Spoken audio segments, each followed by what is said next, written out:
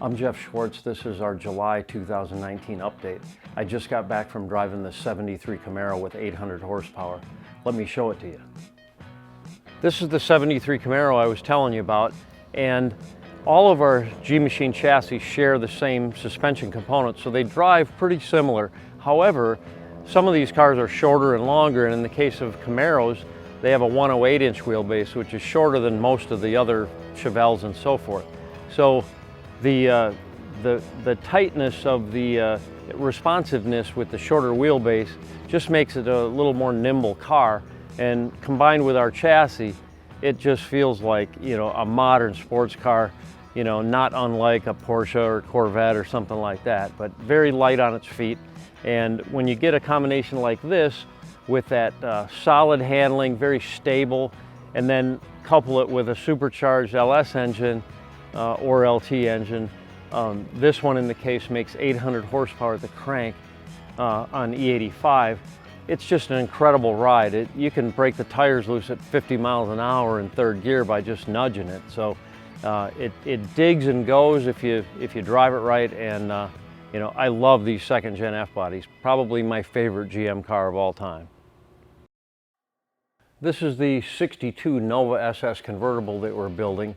This will be getting an LT4 engine, and we just got it back from dipping. It was a California car, so it was you know, very solid.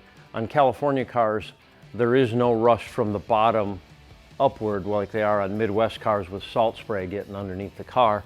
In this case, the rust was kind of from the top down. So this flange here along the back was pretty much gone. So we've you know, remanufactured that and welded some new pieces in there.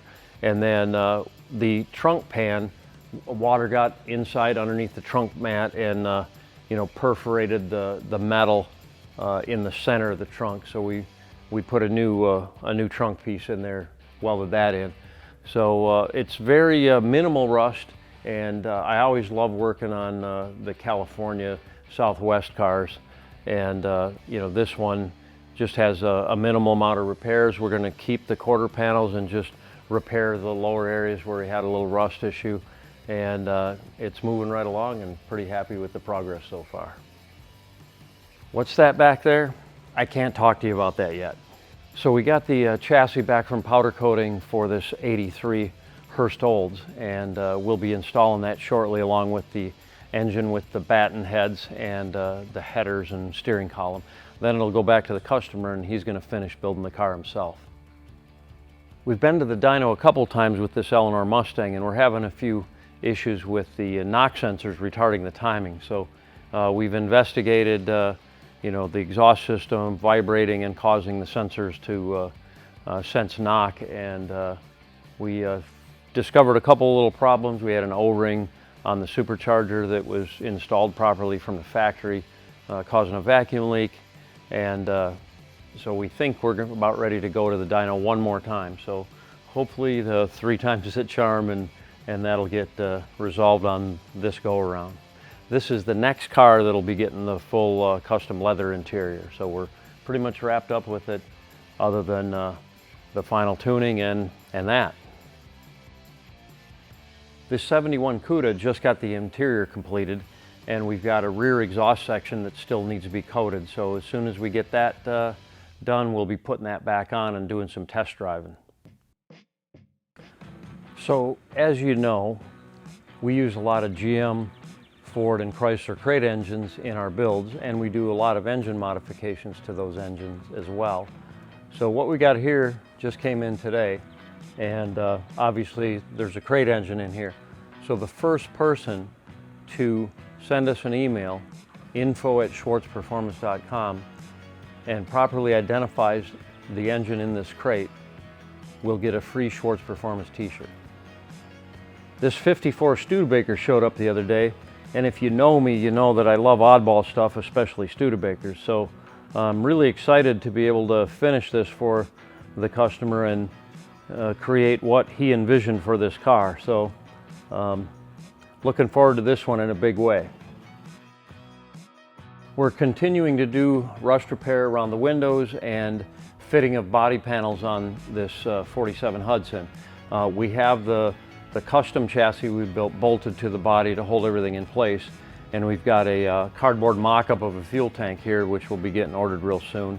And it's moving along nicely. The next step is it's going to be going into the chassis shop one more time to have the engine placement of that 392 Hemi figured out, as well as the front and rear suspension installed on this chassis and ride height determined and so forth. So we got the wheels and tires here, and looking forward to that final stage of the chassis completion. We're nearly completed with the mock-up phase of this 79 W30 Oldsmobile Cutlass. We still have to fabricate the coolant pipes. We've got the shock tower braces in there now, and we've got the ignition components mounted. You can see we're doing the wiring harness, terminating the wires and finishing up the wiring on it. And we've fitted seats and shifter. We still have to put a hole through the floor for the shifter cable if we can't use the stock one, of course. And then it should be getting blown apart and painted real soon once we final fit the bumper. This 67 Malibu or Chevelle arrived recently. This is kind of unique in that it's also a post car, which we've seen around here in other body styles, which has a completely different rear window. The normal Chevelle has kind of a fin coming off the sides of the back window, and this one doesn't have that. So anyway, the owner started building it and ran out of time, so we're going to finish the build and then strip it and paint it and get it back to him ready to rock and roll and drive down the highway. This has got a big block in it, obviously, so it should rip pretty good. You've seen this big block powered Chevelle before, and we've put a few miles on it, and this thing is just a beast. With 900 horse at the crank on this Schafroth built big block, this thing just wants to run. Customer's coming in this Friday from the East Coast, and he's going to see it for the first time and test drive it. So should be shipped off to him pretty soon, and he can start burning rubber. So that's pretty much all we have for this month. We will be running this car at Road America in mid-August and Auto Club Speedway in Fontana, California in September. Go to driveusca.com for the schedule, and don't forget to check out all these events are televised on Motor Trend channel on television. So that's all for this month. Be sure to like us and follow us.